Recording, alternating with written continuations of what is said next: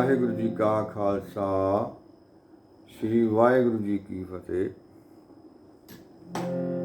ਸਤਿਗੁਰੂ ਜੀ ਪਿਆਰੀ ਗੁਰੂ ਜੀ ਸਾਧ ਸੰਗਤ ਜੀਓ,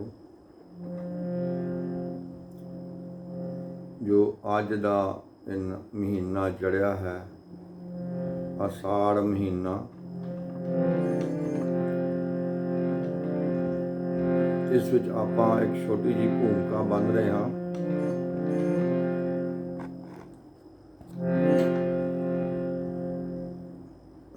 ਪਹਿਲਾਂ 134 ਅੰਗ ਸਾਹਿਬ ਸ੍ਰੀ ਗੁਰੂ ਗ੍ਰੰਥ ਸਾਹਿਬ ਜੀ ਦੇ 12 ਮਹਾਂ ਦਰਜ ਹੈ। ਅੰਮ੍ਰਿਤ ਕੀਰਤਨ ਪੋਥੀ ਤੇ ਇਹ 790 ਦੇ ਇਹ ਸ਼ਬਦ ਦਰਜ ਹੈ।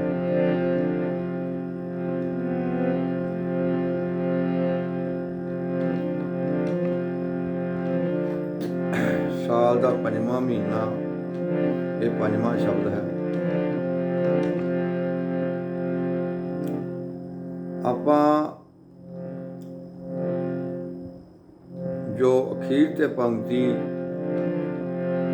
ਅਸਾੜ ਸੁਹੰਦਾ ਤਿਸ ਲਗੈ, ਜਿਸ ਮਨ ਹਰ ਚਰਨ ਨਿਵਾਸ,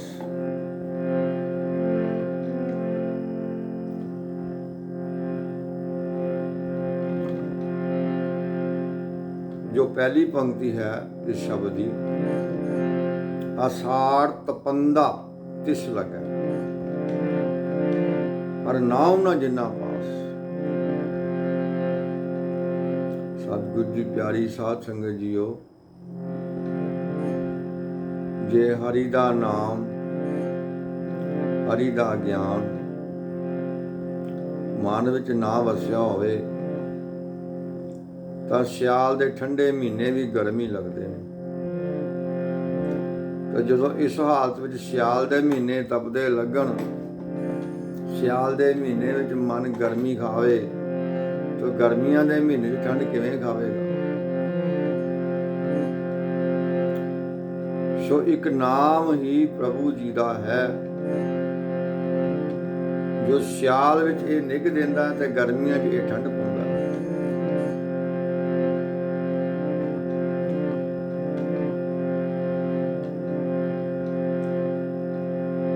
ਇਸ ਸ਼ਬਦ ਦੁਆਰਾ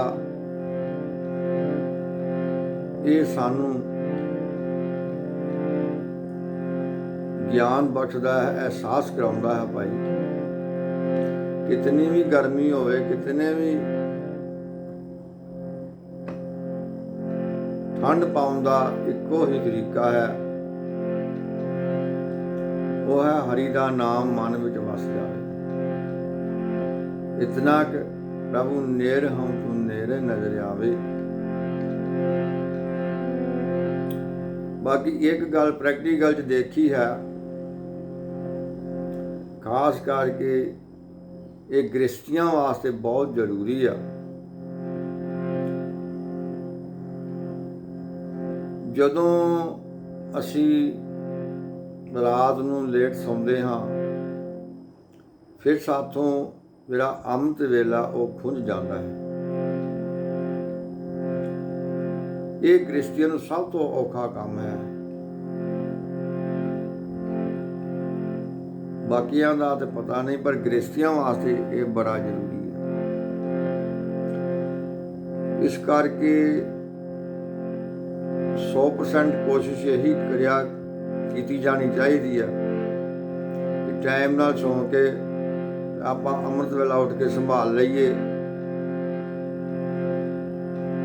ਫਿਰ ਤੇ ਭਾਈ ਤਪਦੇ ਮਹੀਨੇ ਵੀ ਠੰਡੇ ਹੀ ਲੱਗਣਗੇ। ਤੇ ਜੇ ਅੰਮ੍ਰਿਤ ਵੇਲਾ ਆਪਣਾ ਖੁੰਝ ਜਾਂਦਾ ਹੈ, ਇਹ ਮੇਰੇ ਨਾਲ ਪ੍ਰੈਕਟੀਕਲ ਹੋ ਚੁੱਕਿਆ ਹੈ।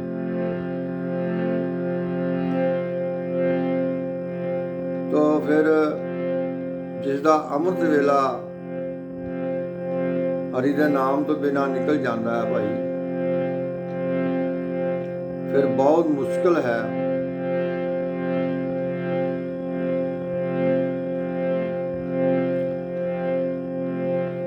ਲੋ ਵਿਚਾਰ। ਹੁਣ ਆਪਾਂ ਇਸ ਸ਼ਬਦ ਨੂੰ ਪਹਿਲਾਂ ਗਾਇਨ ਕਰਕੇ ਕਿ ਆਪਾਂ ਜੋ ਸ਼੍ਰੀ ਦਰਬਾਰ ਸਾਹਿਬ, ਸ਼੍ਰੀ ਅੰਮ੍ਰਿਤਸਰ ਸਾਹਿਬ ਤੋਂ ਇਸ ਦੀ ਪੰਜਾਬੀ ਵਿੱਚ ਵਿਚਾਰ ਔਰ ਇੰਗਲਿਸ਼ ਵਿੱਚ, ਅੰਗਰੇਜ਼ੀ ਵਿੱਚ ਵਿਚਾਰ ਹੈ, ਉਹ ਆਪ ਜੀ ਨਾਲ ਸਾਂਝੀ ਕਰਾਂਗੇ। ਆਓ ਇਸ ਸ਼ਬਦ ਦਾ ਸ਼੍ਰੀ ਗੁਰੂ ਅਰਜਨ ਦੇਵ ਸਾਹਿਬ ਜੀ ਵੱਲੋਂ ਉਚਾਰਿਆ ਹੋਇਆ 12 ਮਹੀਨਿਆਂ ਦੇ ਸ਼ਬਦ, ਹਰ ਮਹੀਨੇ ਦਾ, ਹਰ ਮਹੀਨਾ ਸਾਨੂੰ ਗਿਆਨ ਦਿੰਦਾ ਹੈ। ਹਰ ਮਹੀਨਾ ਇਸ ਸ਼ਬਦ ਦੁਆਰਾ ਸਾਨੂੰ ਸਮਝਾਉਣ ਦੀ ਕੋਸ਼ਿਸ਼ ਕਰਦਾ ਹੈ ਕਿ ਪ੍ਰਭੂ ਤੋਂ ਬਿਨਾਂ ਸਾਡਾ ਜੀਵਨ ਕਿਸ ਤਰ੍ਹਾਂ ਗੁਜ਼ਰਦਾ ਹੈ ਤੇ ਪ੍ਰਭੂ ਨੂੰ ਅੰਗ ਸੰਗ ਸਹਾਈ ਜਾਣ ਕੇ ਕਿਵੇਂ ਜੀਵਨ ਗੁਜ਼ਰਦਾ ਹੈ। ਆਪਾਂ ਪਹਿਲਾਂ ਅਖੀਰਲੀ ਪੰਕਤੀ ਪੜਾਂਗੇ ਵੀ ਸਾਨੂੰ ਅਸਾੜ ਮਹੀਨਾ ਸੋਹਣਾ ਸੁਹਾਂਦਾ ਕਿਵੇਂ ਲੱਗਦਾ ਹੈ ਤੇ ਤਪਦਾ ਹੋਇਆ ਕਿਵੇਂ ਲੱਗੇਗਾ। ਫਿਰ ਆਪਾਂ ਪਹਿਲੀ ਪੰਕਤੀ ਨੂੰ ਇਸ ਦੇ ਨਾਲ ਹੀ ਪੜਾਂਗੇ। ਆਸਾੜ ਸੁਹੰਦਾ ਤਿਸ ਲੱਗੈ,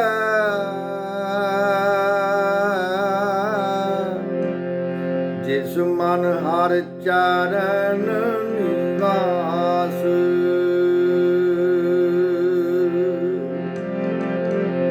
ਆਸਾੜ ਸੁਹੰਦਾ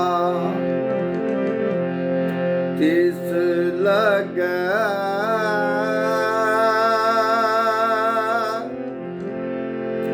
ਜਿਸ ਮਨ ਹਰ ਚਰਨ ਨਿਵਾਸ। ਜਿਸ ਮਨ ਹਰ ਚਰਨ ਨਿਵਾਸ।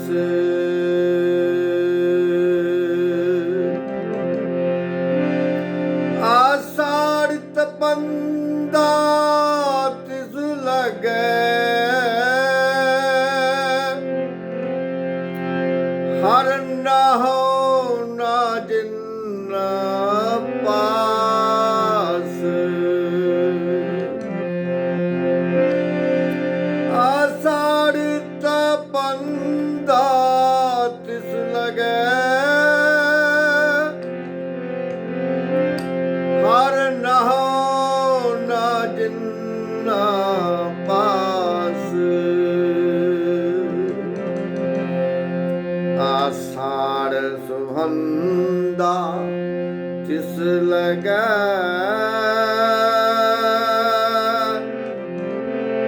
ਜਿਸ ਮਨ ਹਰ ਚਰਨ ਨਿਵਾਸ।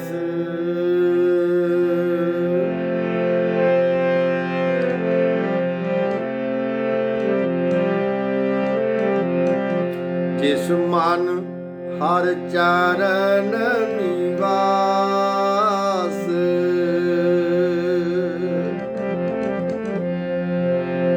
ਪ੍ਰਭ ਤੁਧ ਬਿਨ ਦੂਜਾ ਕੋ ਨਹੀਂ,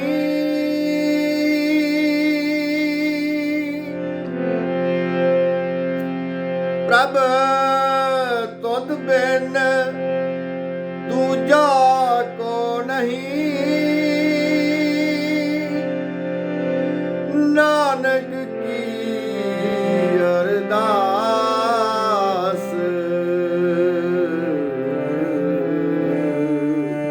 ਨਾਨਕ ਕੀ ਅਰਦਾਸ। ਆਸਾੜ ਸੁਹੰਦਾ ਤਿਸ ਲੱਗੈ,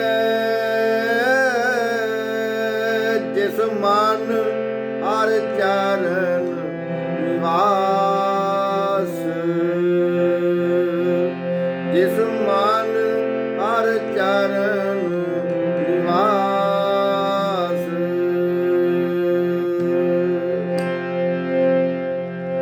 ਆਸਾੜ ਤਪੰਦਾ ਤਿਸ ਲੱਗੈ,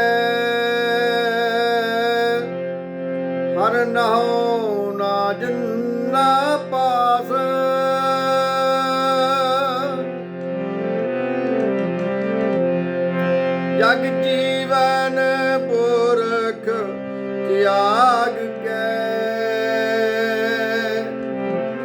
ਜਗ ਜੀਵਨ ਪੁਰਖ ਤਿਆਗ ਕੇ ਮਾਨਸ ਸੰਧਿਆਸ।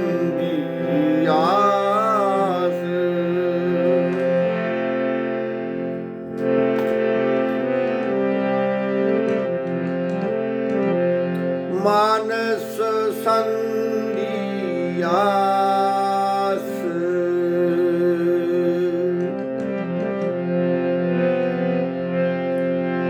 ਦੂਏ ਭਾਏ ਤਿਗੁਜੀਐ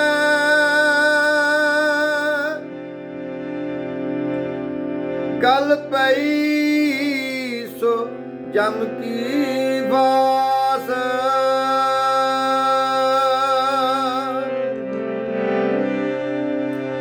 ਜਿਹਾ ਬੀਜੈ ਸੋ ਲੁਣੈ ਮੱਥੈ ਜੋ ਲਿਖਿਆਸ।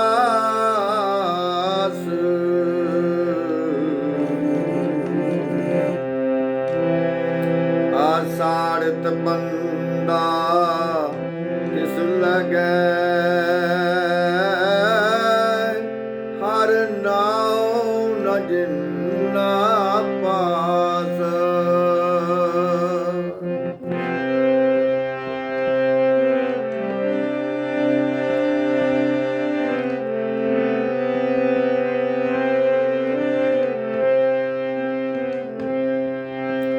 ਰੈਣ ਵਿਹਾਣੀ ਪਛਤਾਨੀ ਉੱਠ ਚੱਲੀ ਗਈ ਨਿਰਾਸ।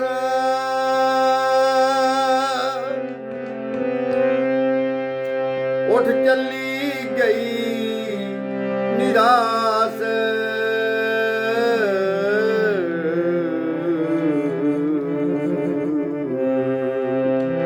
ਆਸਾੜਤ ਬੰਦਾ ਤਿਸ ਲਗੈ ਹਰ ਨਾਉ ਨ ਜਿਨਾ ਪਾਸ।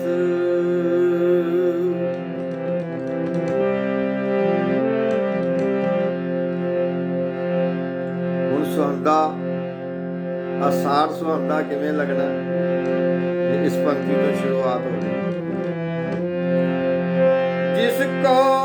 जिनको साधु भेटिया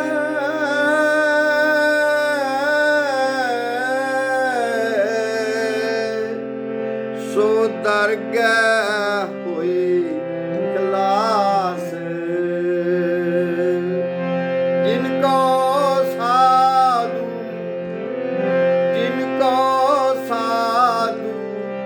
भेटिया सो दरगाह होए खलास।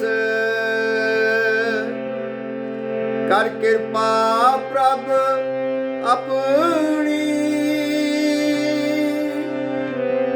तेरे दर्शन होए प्यास।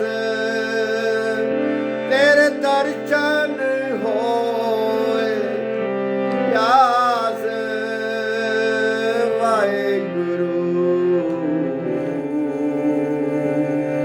आषाढ़ सुहंदा तिस लगे। आषाढ़ सुहंदा तिस लगे। जिस मन हर चरण निवास। जिस मन हर चरण निवास।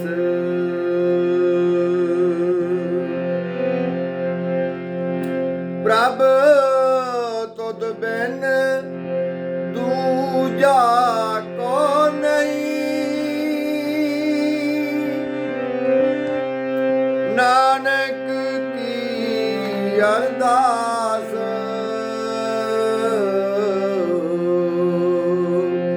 नानक की अरदास। नानक की ਅਰਦਾਸ। ਪ੍ਰਭ ਤੁਧ ਬਿਨ, ਪ੍ਰਭ ਤੁਧ ਬਿਨ ਦੂਜਾ ਕੋ ਨਹੀਂ, ਦੂਜਾ ਦੂਜਾ ਕੋ ਨਹੀਂ। ਨਾਨਕ ਕੀ ਅਰਦਾਸ, ਨਾਨਕ ਕੀ ਅਰਦਾਸ। ਆਸਾੜ ਸੁਹੰਦਾ ਤਿਸ ਲਗੈ, ਆਸਾੜ ਸੁਹੰਦਾ ਤਿਸ ਲਗੈ। ਜਿਸ ਮਨ ਹਰ ਚਰਨ ਨਿਵਾਸ, ਜਿਸ ਮਨ ਹਰ ਚਰਨ ਨਿਵਾਸ।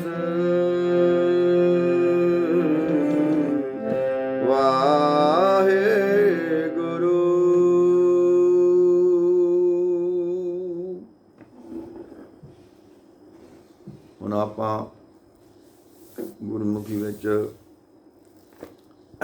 ਇਸ ਦੀ ਵਿਆਖਿਆ ਜੋ ਸੱਚਖੰਡ ਸ੍ਰੀ ਹਰਿਮੰਦਰ ਸਾਹਿਬ ਦਰਬਾਰ ਸਾਹਿਬ ਤੋਂ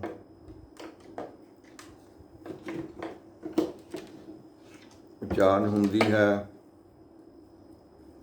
ਉਸ ਦੀ ਆਪਾਂ ਵਿਆਖਿਆ ਸਾਂਝੀ ਕਰਦੇ ਹਾਂ ਜੀ। ਵਾਹਿਗੁਰੂ ਜੀ। 12ਵਾਂ ਮਾਝ ਮਹਲਾ ਪੰਜਵਾਂ ਤੇ ਘਰ ਚੌਥਾ।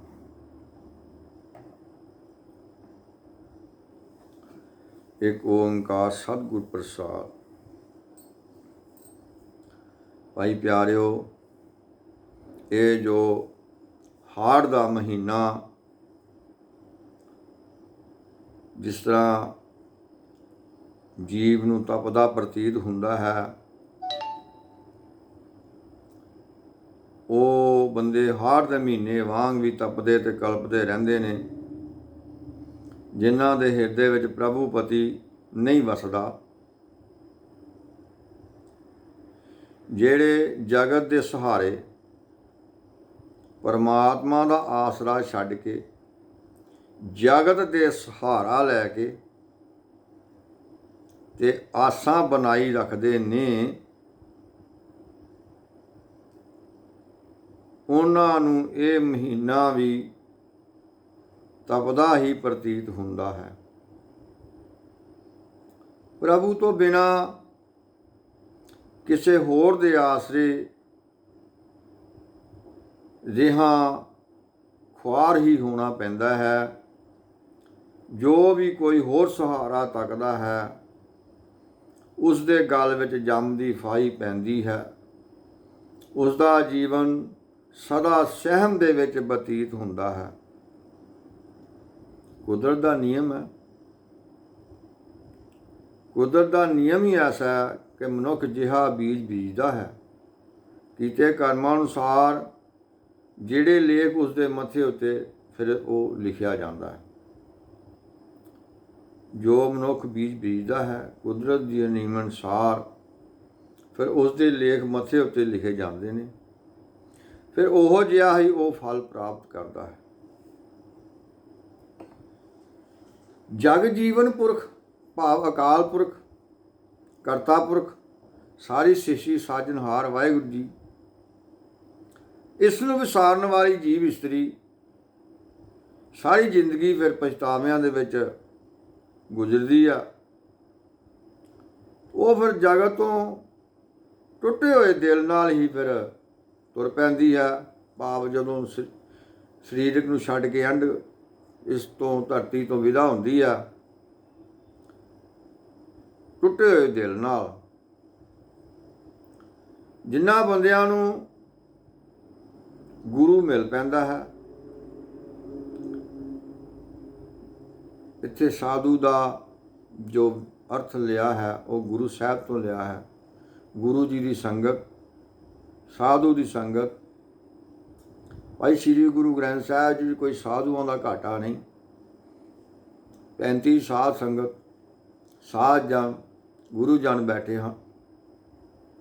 ਸੋ ਜਿਨ੍ਹਾਂ ਨੂੰ ਸਤਿਗੁਰੂ ਸ੍ਰੀ ਗੁਰੂ ਗ੍ਰੰਥ ਸਾਹਿਬ ਜੀ ਦਾ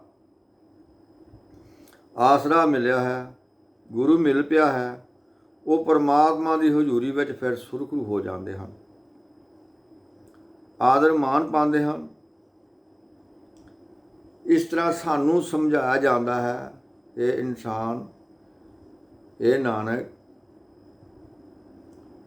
ਗੁਰੂ ਨਾਨਕ ਸਾਹਿਬ ਜੀ ਸਾਨੂੰ ਇੰਝ ਕਰਕੇ ਸਮਝਾਉਂਦੇ ਹਨ, ਤੂੰ ਵੀ ਪੁਕਾਰ ਕਰ, ਤੂੰ ਵੀ ਅਰਦਾਸ ਕਰ ਸਤਿਗੁਰੂ ਦੇ ਚਰਨਾਂ 'ਚ,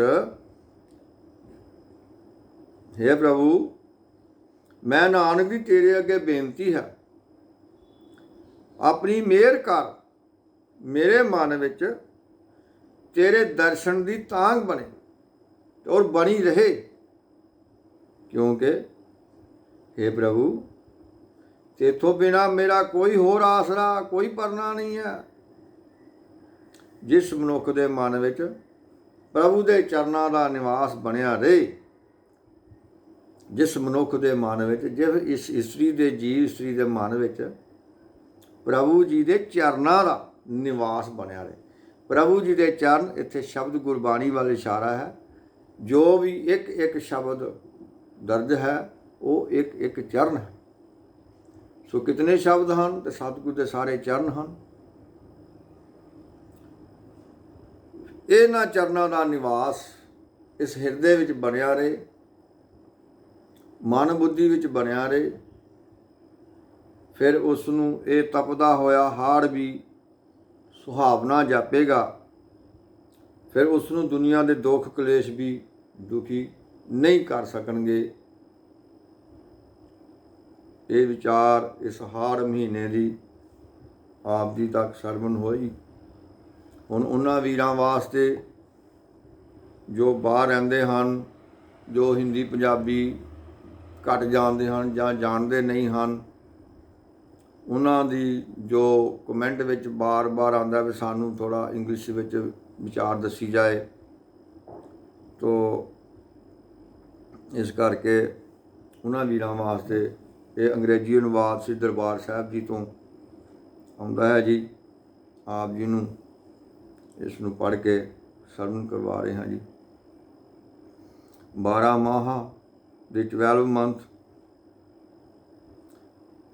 mark 5th mahal,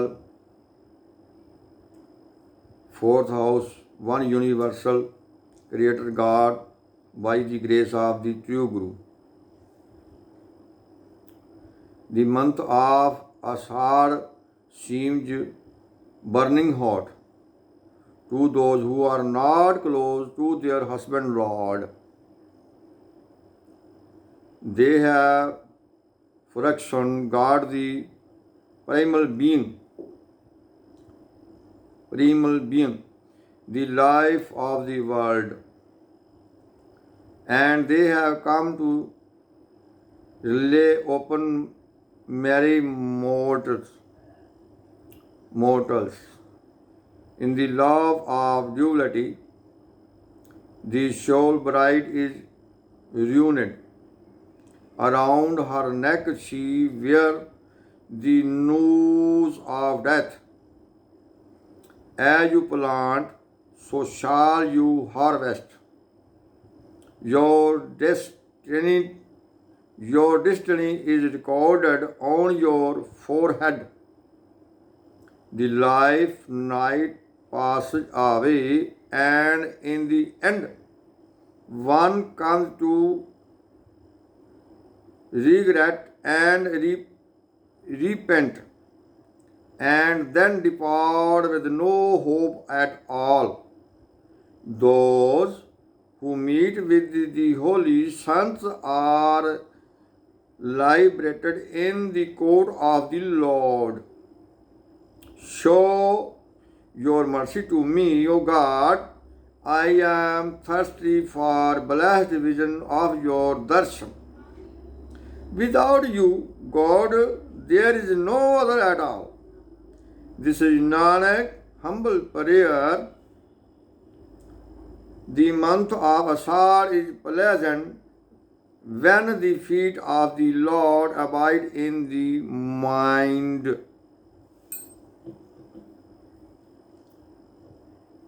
So, इतनियां विचारा करदियां होया ਭੁੱਲਾਂ ਚੁੱਕਾਂ ਦੀ ਮੁਆਫੀ ਮੰਗਦੇ ਹਾਂ ਜੀ। ਵਾਹਿਗੁਰੂ ਜੀ, ਗੁਰੂ ਕੀ ਪਿਆਰੀ ਸਾਧ ਸੰਗਤ ਜੀਓ, ਆਪ ਇਹਨਾਂ ਵਿਚਾਰਾਂ ਦਾ ਲਾਹਾ ਲੈਂਦਿਆਂ ਹੋਇਆਂ ਆਪਣੇ ਜੀਵਨ ਨੂੰ, ਇਸ ਯਾਤਰਾ ਨੂੰ ਸਫਲ ਕਰੋ। ਪ੍ਰਭੂ ਜੀ ਤੋਂ ਅਰਦਾਸ ਕਰਕੇ ਮਿਹਰ ਦੀ ਮੰਗ ਕਰੋ।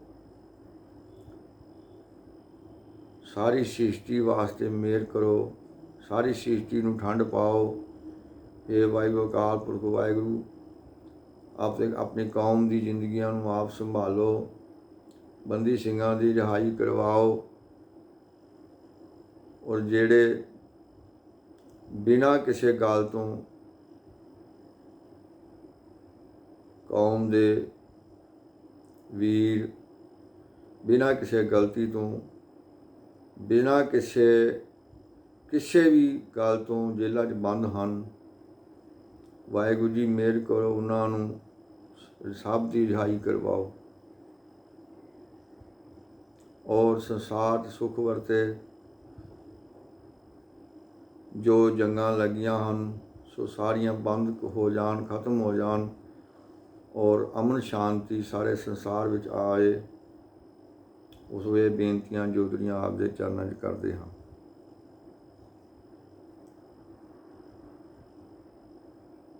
ਵਾਹਿਗੁਰੂ ਜੀ ਕਾ ਖਾਲਸਾ, ਵਾਹਿਗੁਰੂ ਜੀ ਕੀ ਫਤਿਹ।